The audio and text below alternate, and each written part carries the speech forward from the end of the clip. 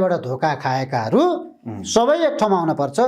त्यो भनेको काङ्ग्रेस एमालेबाट धोका बालनले पनि खाछन्, काङ्ग्रेस एमालेबाट धोका रविले पनि खाछन्, काङ्ग्रेस एमालेबाट धोका हर्क साम्पाङले नि खाछन्, काङ्ग्रेस एमालेबाट धोका चाहिँ तपाईँको गोपी एमाले नि खाछन्, काङ्ग्रेस एमालेबाट धोका राजाले नि खाछन्।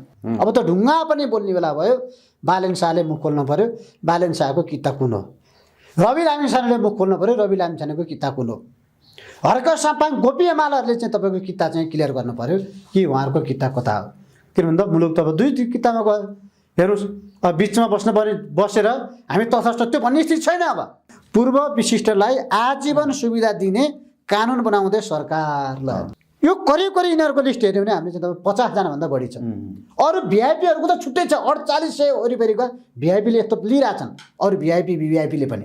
अब यी थपियो फेरि यहाँ एउटा राजा भन्दाखेरि यिनीहरूलाई चाहिँ तपाईँको चाहिँ अहिले घाँटीको हाड भएको छ नि, लिनु उक्ल्नु भएको छ नि एउटा राजाको परिवारको कुरा हेर्दा। त्योभन्दा त कमसेकम एक थान राजा त कतिजना परिवार छ र 4-5 जनाको परिवार।